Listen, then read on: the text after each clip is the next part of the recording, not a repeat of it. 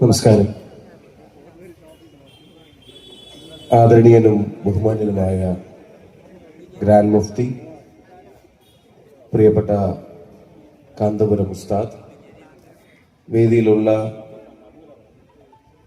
ഖലീൽ തങ്ങളും പേരോട് ഉസ്താദും ഉൾപ്പെടെയുള്ള ബഹുമാന്യരായ പണ്ഡിത ശ്രേഷ്ഠർ, ഈ സംഗമത്തിൽ പങ്കെടുക്കുന്ന പ്രിയപ്പെട്ട വിജയേട്ടനും കുഞ്ഞമ്മദ് കുട്ടി മാസ്റ്ററും, പ്രിയപ്പെട്ട ശ്രീ ഗവാസ് ഉൾപ്പെടെയുള്ള പൊതുപ്രവർത്തകർ, ജനപ്രതിനിധികൾ, പ്രിയങ്കരായ ശ്രീ മോഹനം മാസ്റ്റർ, സൂപ്പി നെരിക്കാട്ടിൽ ഉൾപ്പെടെയുള്ളവർ, ഈ സംഘാടനത്തിനും സംഗമത്തിനും നേതൃത്വം നൽകിയ ജമിഅത്തുൽ ഉലമയുടെ കർമ്മധീരരും സ്നേഹനിധികളുമായ സഹപ്രവർത്തകർ, ഈ മഹാസംഗമത്തെ വിജയിപ്പിക്കുന്നതിന് വേണ്ടി ഇവിടെ കടന്നു വന്നിട്ടുള്ള എ.പി. ഉസ്താദിനെ കാണാനും കേൾക്കാനും ഈ മുദ്രാവാക്യത്തോട് പൊതുസമൂഹം നടക്കുന്നതിന്റെ ആവശ്യകത ബോധ്യപ്പെട്ടും ഒപ്പം വന്നു ചേർന്നിട്ടുള്ള ഏറ്റവും പ്രിയപ്പെട്ട സഹോദരന്മാരെ, സഹപ്രവർത്തകരെ, സുഹൃത്തുക്കളെ, വർത്തമാനകാല കേരളത്തിലും രാജ്യത്തും ലോകത്തും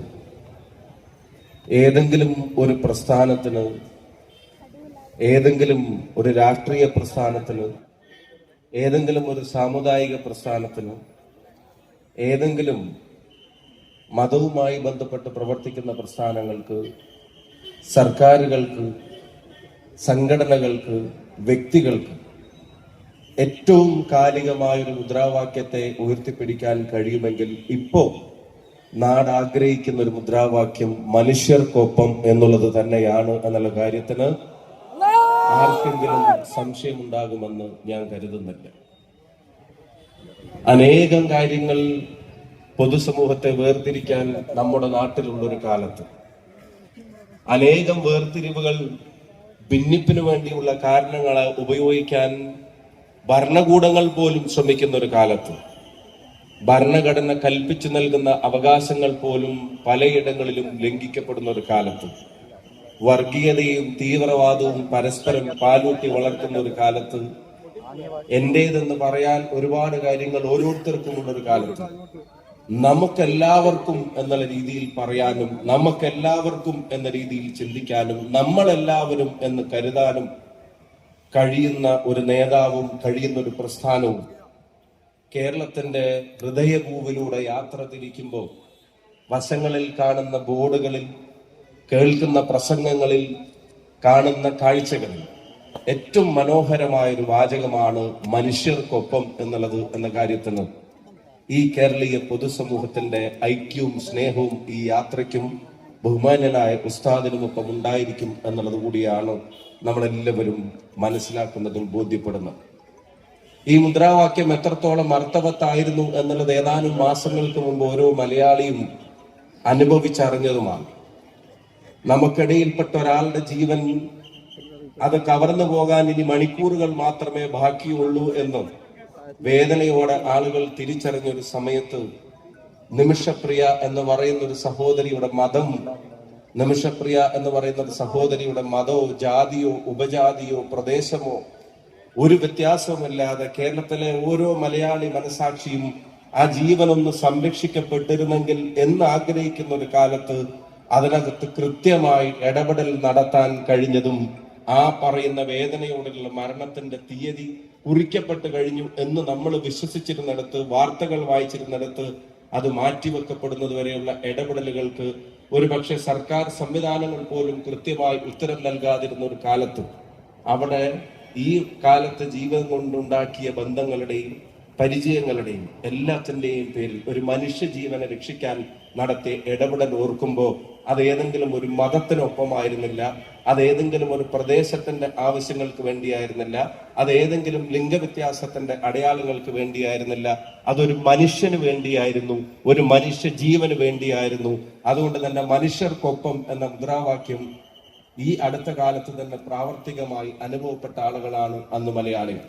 അന്ന് മലയാളി മനസ്സിന് തോന്നിയ ആശ്വാസത്തിന്റെ ഒരു കണിക, ആ കണികക്ക് ഉത്തരവാദിയായിട്ടുള്ള ഉസ്താദാണ് ഇപ്പൊ ഇങ്ങനെ ഒരു മുദ്രാവാക്യവുമായി നമ്മുടെ ഇടയിലേക്ക് വരുന്നു.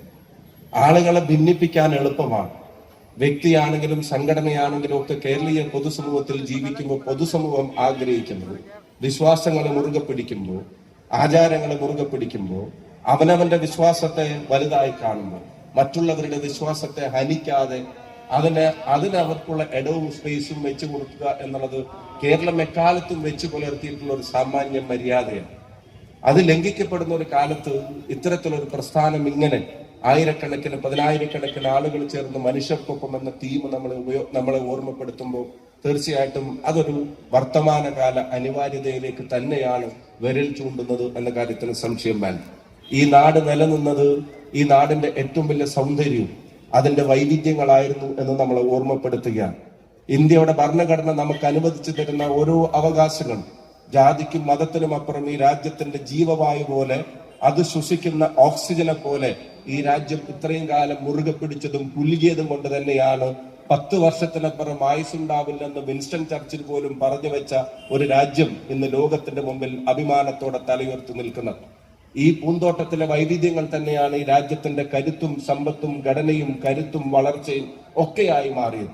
ജാതിക്കും മതത്തിനും അപ്പുറത്തേക്ക് നമുക്ക് ഭരണഘടന കൽപ്പിച്ചു തരുന്ന അവകാശങ്ങൾ അത് ലംഘിക്കപ്പെടുന്നതിന് ഭരണകൂടങ്ങൾ പോലും ചിലപ്പോഴൊക്കെ കാരണമാകുന്ന ഒരു കാലത്ത് മനുഷ്യർക്കൊപ്പം നിന്നല്ലാതെ അതിനെ പ്രതിരോധിക്കാനും സാധിക്കില്ല എന്നുള്ള തിരിച്ചറിവ് കൂടി ആണ് പൊതുസമൂഹത്തിന് ഇത്തരം മഹാസംഗമങ്ങളും ഉസ്താദിന്റെ നേതൃത്വത്തിലുള്ള ഈ യാത്രയും നൽകുന്നത് എന്നും പറയാതിരിക്കാൻ കഴിയില്ല. പണ്ട് മർക്കസിന്റെ സെന്റർ ഉണ്ടാക്കുന്ന ഒരു കാലം തൊട്ട് ഇപ്പൊ ആധുനിക കാലഘട്ടത്തിൽ ഉസ്താദിന്റെ ജീവിതകാലത്തിന്റെ ഒരു പ്രധാനപ്പെട്ട ഏടുകൾ പിന്നിട്ടൊരു കാലത്ത് ചിന്തിക്കുന്നത് എത്രത്തോളം ഭാവിയിലേക്കുള്ള ദിശാസൂചികയായിരുന്നു എന്ന് നമ്മളെ ബോധ്യപ്പെടുത്തുന്നതാണ് നിങ്ങൾക്ക് അറിയാവുന്നതുപോലെ തന്നെ നോളജ് സിറ്റി ഉൾപ്പെടെയുള്ള കേന്ദ്രങ്ങൾ.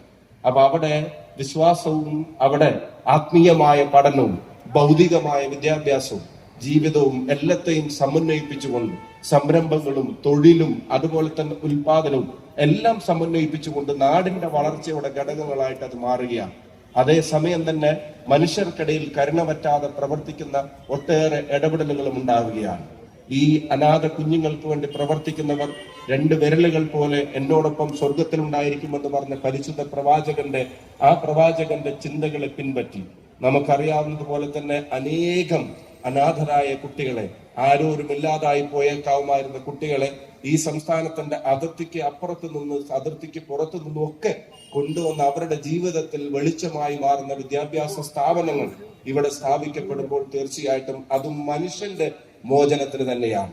അപ്പൊ മനുഷ്യന്റെ മോചനത്തിന് മനുഷ്യർക്കൊപ്പം നിന്ന് പൊരുതുക, പോരാടുക, മനുഷ്യർക്കൊപ്പം അടിയുറച്ചു നിൽക്കുക എന്ന ഏറ്റവും കാലികമായ ഒരു മുദ്രാവാക്യമാണ് ഈ യാത്രയ്ക്ക് വേണ്ടി തെരഞ്ഞെടുത്തിരിക്കുന്നത് എന്നുള്ളത് കേരളം നന്ദിയോടെ സ്മരിക്കും എന്ന കാര്യത്തിന് സംശയം വേണ്ട. കാരണം നേരത്തെ സൂചിപ്പിക്കപ്പെട്ടതുപോലെ തന്നെ ഈ വരുന്ന 10,000-കണക്കിന് ആളുകൾ അവരുടെ ഹൃദയത്തിലേക്ക് ഒഴിച്ചു കൊടുക്കുന്നത് ഏതെങ്കിലും വിഭാഗീയതയുടെ എരുതിയല്ല, അവരുടെ തലച്ചോറിലേക്കും ഹൃദയത്തിലേക്കും പകർന്നു കൊടുക്കുന്നത് സഹജീവികളെ ചേർത്ത് പിടിക്കാനുള്ള കരുണയുടെ സന്ദേശമാണ് എന്നുള്ളത് നാടിന്റെ നിലനിൽപ്പിന് തന്നെ പ്രാധാന്യമുള്ള ഒന്നാണ് എന്നുള്ളത് തിരിച്ചറിയുന്നവരാണ് ഈ ജാഥയ്ക്ക് പിന്തുണയുമായി കടന്നു വരുന്നവർ എന്ന കാര്യത്തിൽ ഒരു സംശയം വേണം.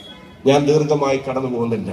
മനുഷ്യർക്കൊപ്പം എന്ന മുദ്രാവാക്യം എത്ര സംസാരിച്ചാലും അതിരുകളില്ലാതെ സംസാരിക്കാൻ കഴിയുന്ന, എത്ര ഇടപെടലുകൾ നടത്തിയാലും പരിമിതികളില്ലാതെ ഇടപെടാൻ കഴിയുന്ന ഒരു സന്ദേശമാണ്. അതെല്ലാവരിലേക്കും പകർന്നു കൊടുക്കാൻ ഈ മഹാജാഥയ്ക്ക് കഴിയട്ടെ. 1-ാം തീയതി ആരംഭിച്ച് 3-ന് നമ്മുടെ ജില്ലയിലേക്ക് കടന്നു വന്നിട്ടുള്ള ഈ ജാഥയ്ക്ക് ബഹുമാന്യനും ആദരണീയനുമായ ഉസ്താദിൽ പ്രിയപ്പെട്ട പണ്ഡിത ശ്രേഷ്ഠർക്ക് നമ്മുടെ നാദാപുരത്തിന്റെ മണ്ണിലേക്കുള്ള ഹാർദമായ സ്വാഗതം ഒരു എളിയ ജനപ്രതിനിധി എന്ന നിലക്ക് ഞാനും കൂടെ ഈ വേദിയിൽ നേരാൻ ആഗ്രഹിച്ചുകൊണ്ട് പ്രമേയത്തിന്റെ വിശകലനം ഉൾപ്പെടെയുള്ള കാര്യങ്ങൾ ഈ വേദിയിൽ നടക്കാനിരിക്കുന്നുകൊണ്ട് നിങ്ങളുടെ എല്ലാവരുടെയും അനുമതിയോടെ സംഘാടകരെ ഏൽപ്പിച്ച ഉത്തരവാദിത്വം കാസർഗോഡ് മുതൽ തിരുവനന്തപുരം വരെ ജനുവരി 1 തൊട്ട് 16 വരെ നടക്കുന്ന ഈ മഹായാത്രയ്ക്ക് മനുഷ്യർക്കൊപ്പം എന്ന ഈ മുദ്രാവാക്യത്തിന് അതിന് നാദാപുരത്തിന്റെ മണ്ണിൽ നിങ്ങൾ നൽകിയ ഉജ്ജ്വലമായ സ്വീകരണത്തിന്റെ ഔപചാരികമായ ഉദ്ഘാടന കർമ്മം നിങ്ങളുടെ ഓരോരുത്തരുടെയും പേരിൽ നിർവഹിച്ചതായി പ്രഖ്യാപിച്ചുകൊണ്ട് എന്റെ വാക്കുകൾ ഉപസംഹരിക്കുന്നു. നന്ദി, നമസ്കാരം, ജയ് ഹിന്ദ്, അസ്സലാമു അലൈക്കും. കേരള യാത്ര സ്വീകരണ സമ്മേളന വേദിയിൽ ജാഥ